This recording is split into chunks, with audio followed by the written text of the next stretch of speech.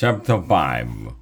We're gonna be famous. When we got to Mr. Cooper's class the next morning, he was already there, sitting with his feet up on his desk and playing a violin. That was weird. I didn't even know Mr. Cooper played the violin. He was playing a sad song. Should we pledge the alliance? Ryan asked. If you want, Mr. Cooper replied without looking up. Are we going to do word of the day? Asked Michael. I don't care, mumbled Mr. Cooper.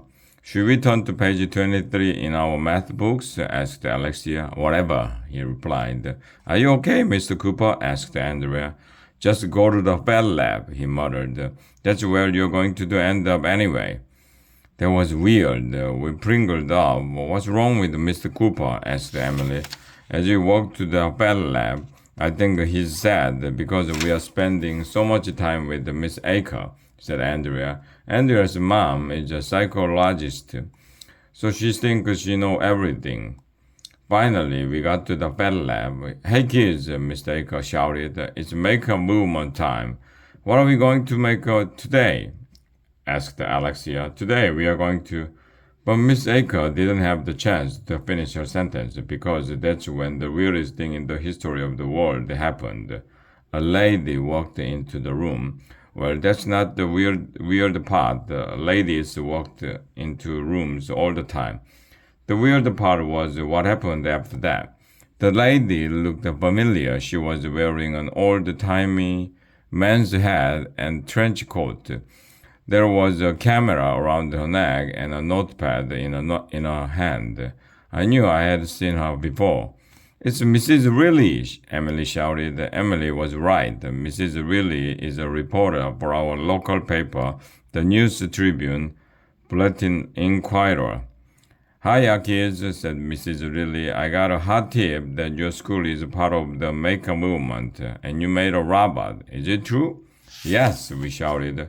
Are you going to put us in the newspaper? Asked Andrea. Why not? Said Mrs. Reilly. I'm always on the lookout for a good human interest story.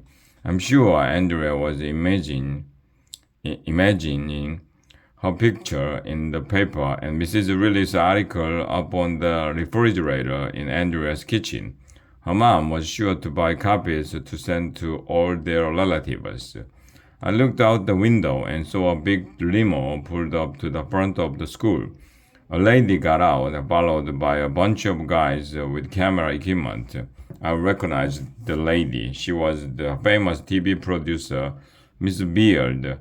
One time she came to our school and filmed a reality show called The Real Teachers of Elementary School. Miss Beard came rushing into our class with her camera crew. Are you the kids who made a robot on a 3D printer?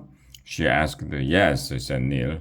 Are you going to put us on TV? Sure, said Miss Beard. I'm always on the lookout for a good human interest story. Everybody freaked out. We're gonna be on TV, shouted Alexia. We're gonna be famous, shouted Neil. How do I look? Asked Andrea. I have to fix my hair. Why? I asked. Is your hair broken? Andrea rolled her eyes. The crew was running around, setting up lights, cameras, and microphones all over the Bell Lab. Andrea kept moving so she would be in front of the camera at all times. This is going to be fabulous, said Miss Beard. Our ratings are going to go through the loop. What do you want us to do? Asked Andrea. Just act normal, cheeky baby, said Miss Beard. This is reality TV. We don't use scripts. Nobody has lines. We just see what happens and film it. I remembered that Miss Beard calls everybody cheeky baby. Nobody knows why. That's when Mr. Claus came into the Bell Lab. His arm was in a sling because of the arm wrestling contest with Droney. What's all the commotion about? Mr. Claus asked. Mrs. Lilly and Miss Beard are going to put us in the newspaper and on TV, said Andrea. She and Emily were jumping up and down with excitement. TV? Asked Mr. Claus. He started adjusting his tie and smoothing out his shirt. I'm sure he would have combed his hair too, if he had any hair. Welcome back to elementary school, ladies, he said, smiling sweetly. I'm the principal. If there's anything I can do, fabulous, cheeky baby, said Miss Beard. Let's do lunch sometime.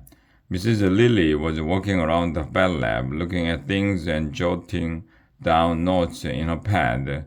What happened to your arm? She asked Mr. Klutz. I was arm wrestling with Droney and things got out of hand, he said. So you got into a fight with the drone? Mrs. Lily was writing furiously in a notebook. Not exactly, said Mr. Klutz. What happened was, I can see the headline now, interrupted Mrs. Lily. Principal breaks arm in savage drone attack. My arm isn't broken, said Mr. Klutz. It's just a little sore. How's this for a catchy headline? Asked Mrs. Lily. Principal may die. But, but, but, said Mr. Klutz. We all started giggling because Mr. Klutz said but, which sounds just like but, even though it only has one T, asterisk. It's okay to say but we are not supposed to say but. Nobody knows why. Miss Beard was ready to start filming. Okay, she shouted. Quiet on the set. Lights, camera, everybody act normal. Action! Then she jumped in front of the camera. This is Miss Beard reporting to you from elementary school, she said. The maker movement has come to third grade. These students have made what they call the droney, a wireless radio-controlled speech-synthesized flying robot that shoots marshmallows. I'm going to interview a few kids to find out what they think. Oh, shouted Andrea. Pick me! Andrea waved her arms around like she was stranded on an island trying to signal a plane. Of course, Miss Beard picked Andrea. Tell us about the maker movement, Miss Beard said, sticking the mic in Andrea's face. We printed our robot on a 3D printer, Andrea said, smiling into the camera. Making things is so much fun, and it's educational too. What's your brown nose? How about you, little girl? Miss Beard said, sticking the mic in Emily's face. I agree with everything Andrea said Emily. Of course. I understand your drone is very intelligent, said Miss Beard. Oh, yes, said Mr. Klutz. Drone even know who invented the Band-Aid. It was R. Deacon from New Jersey, said Droney. Very impressive, said Miss Beard. Can you sing a song, Droney? Certainly, replied Droney. I can sing better than any human being, and I have memorized every song that ever existed. Droney is kind of consistent, I whispered to Ryan. My favorite song is from Annie, said Andrea, as if anybody asked. The sun will come out tomorrow, droned Droney. Ah, I hate that song. Very good, said Mrs. Riley as Droney kept singing the horrible song. This is a great human interest story. I'm going to put it in the newspaper. And I'm going to put it on TV, said Miss Beard. Yay! We all shouted, which is also yay backward. Being on TV and in the newspaper will be cool. That's when the weirdest thing in the history of the world happened. But I'm not going to tell you what it was. Okay, I will tell you, but you have to read the next chapter. So na na na boo boo on you.